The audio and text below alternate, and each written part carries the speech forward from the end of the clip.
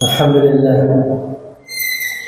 حمدا طيبا مباركا فيه كما يحب ربنا ويرضى. أشهد أن لا إله إلا الله وحده لا شريك له، وأشهد أن محمدا عبده ورسوله.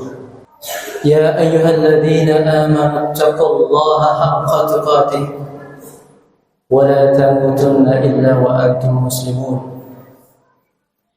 يا أيها الذين آمنوا اتقوا الله وقولوا قولا سديدا يصلح لكم أعمالكم ويغفر لكم ذنوبكم، ومن يطع الله ورسوله فقد فاز فوزا عظيما.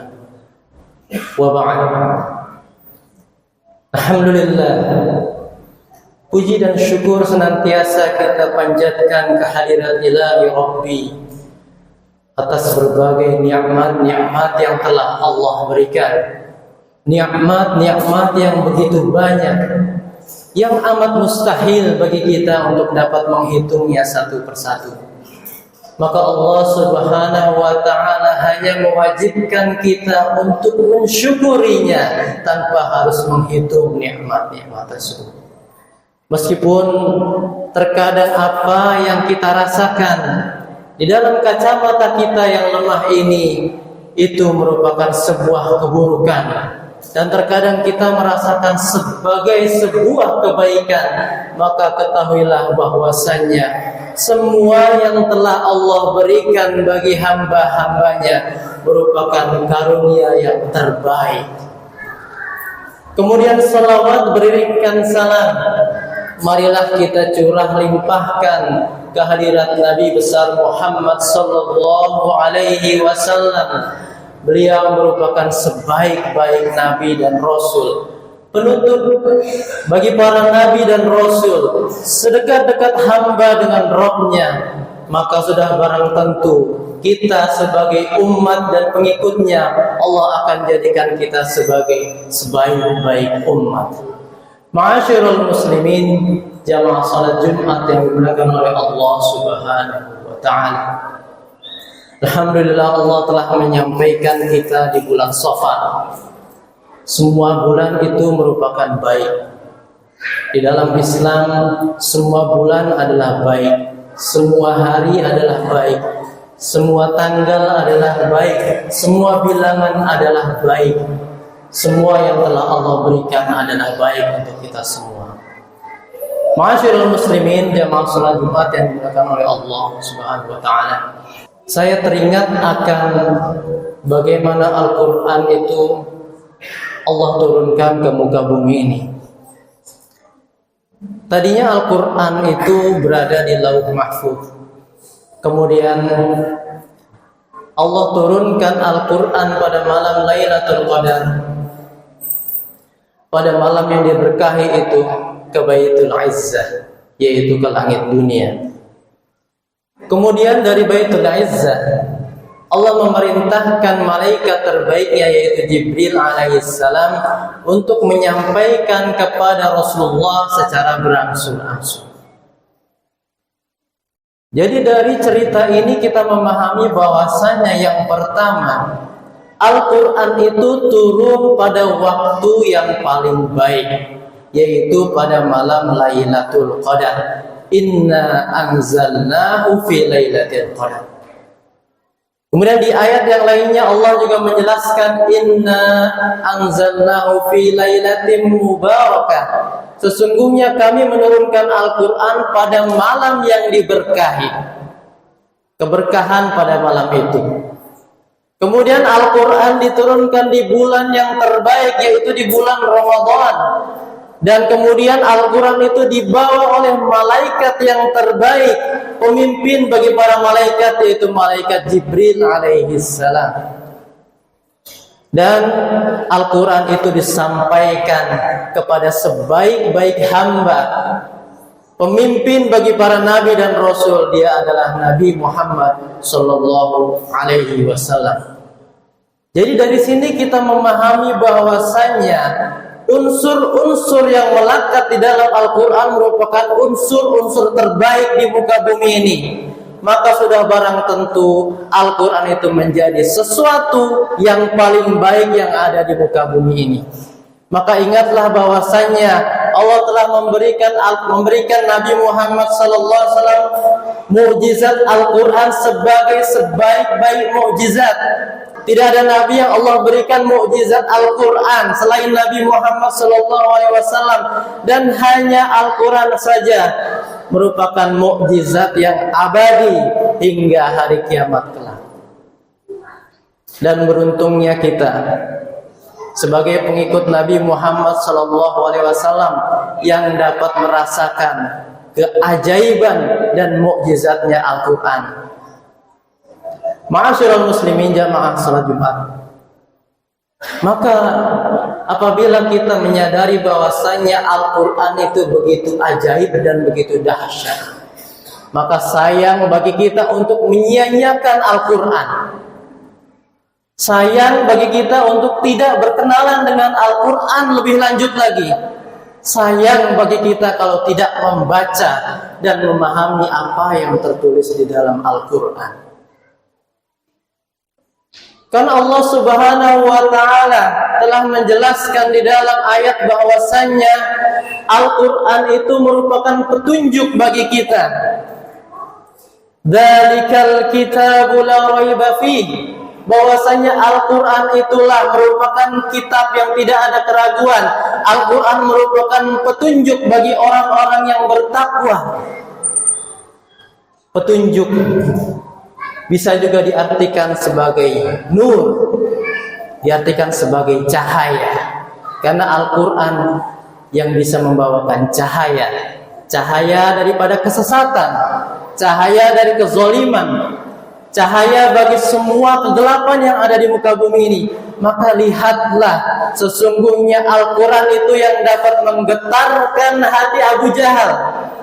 Hampir-hampir saja Abu Jahal itu masuk Islam karena mendengar bacaan Al-Quran.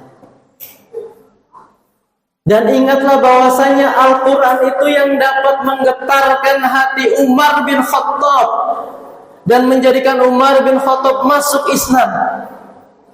Di dalam surat Thaha, Umar bin Khattab mendengar, berguncang hatinya, kemudian keimanan itu terbuka dari sana.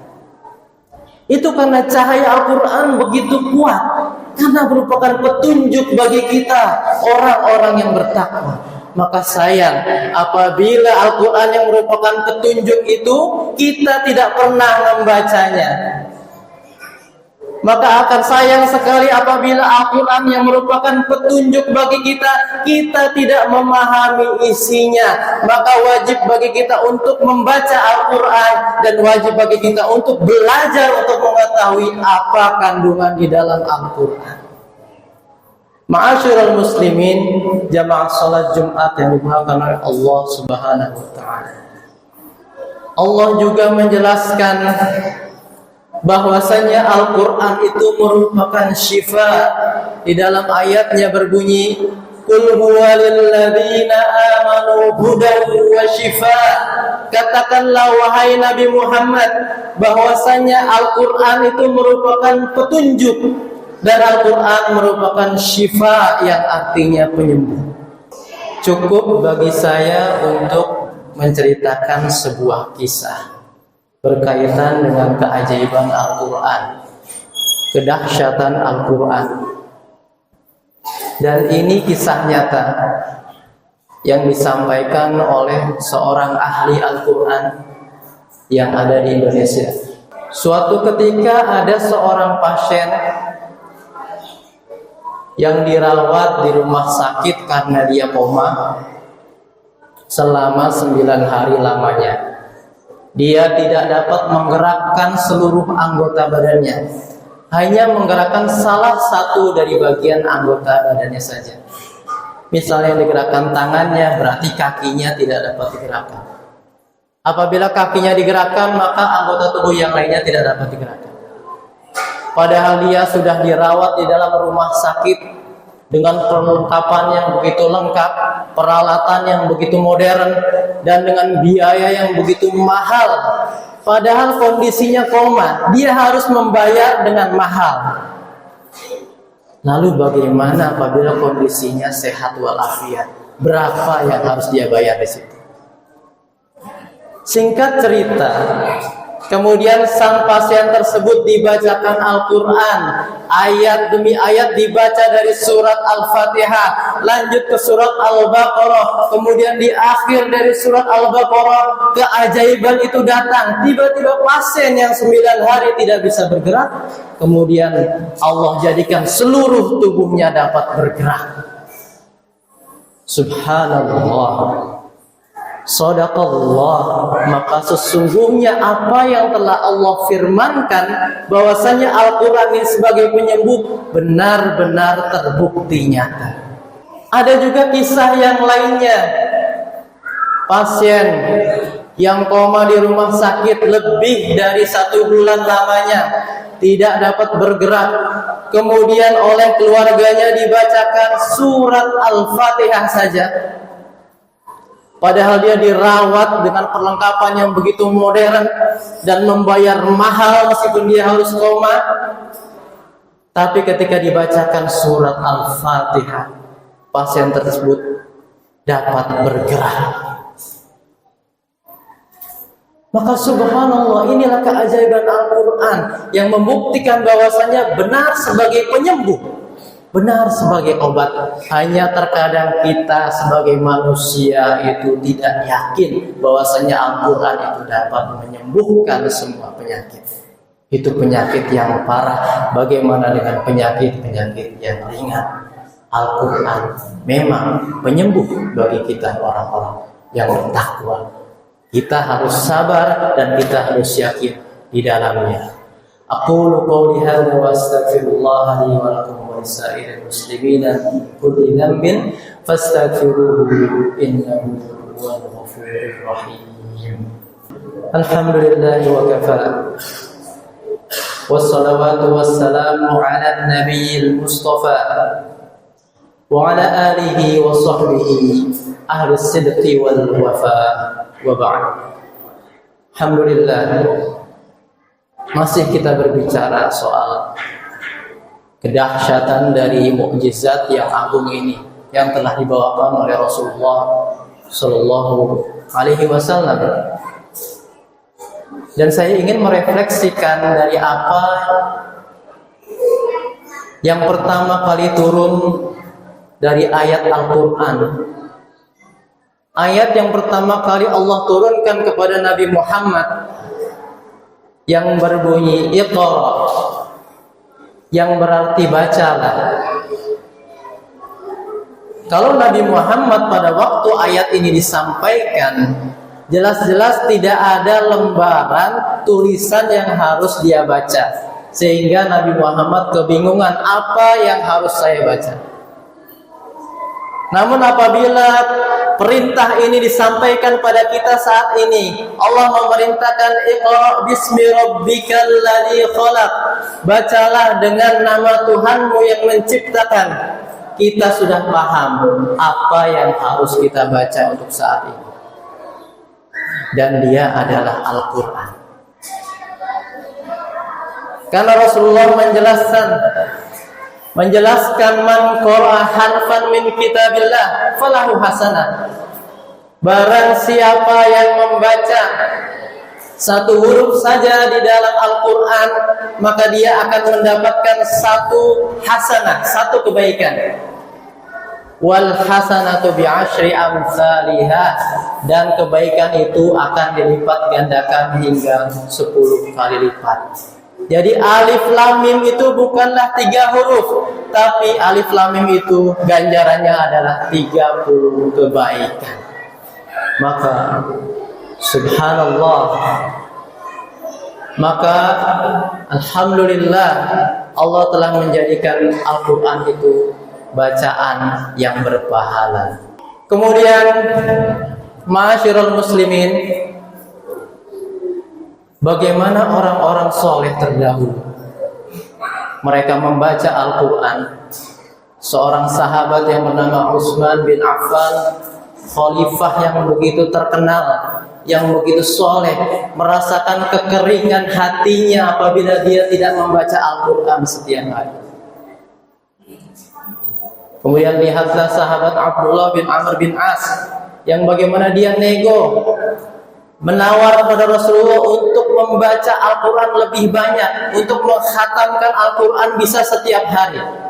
Padahal Rasulullah memerintahkan untuk menghatamkan di dalam 1 bulan, menghatamkan di dalam 1 minggu atau 3 hari, tapi beliau memaksa untuk menghatamkan lebih cepat daripada itu.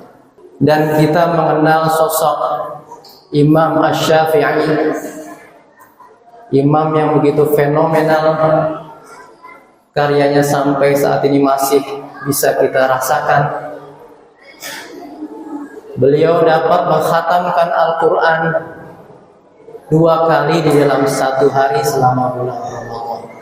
Kita juga bisa melihat nasihat dari ulama terdahulu seperti Ibnu Qudamah dan juga Imam Ahmad menjelaskan yukrahu ayu akhir khatman Qur'ani an 40 yawman.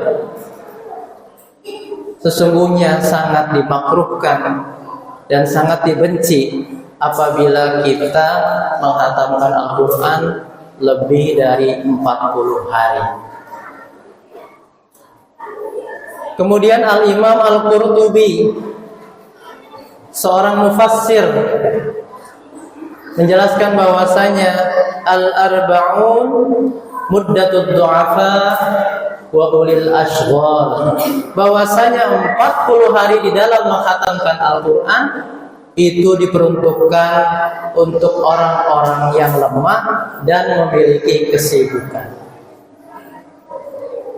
Lalu kita yang Allah berikan kesehatan dan kelapangan sepanjang hidup kita, selama bertahun-tahun kita hidup, kita sudah menghatamkan Al-Quran berapa kali? Sedangkan orang-orang saleh pada zaman dahulu, mereka itu begitu dekat dengan Al-Quran. Mereka selalu membaca dan menghatamkan Al-Quran, karena Al-Quran itu merupakan cahaya bagi dirinya.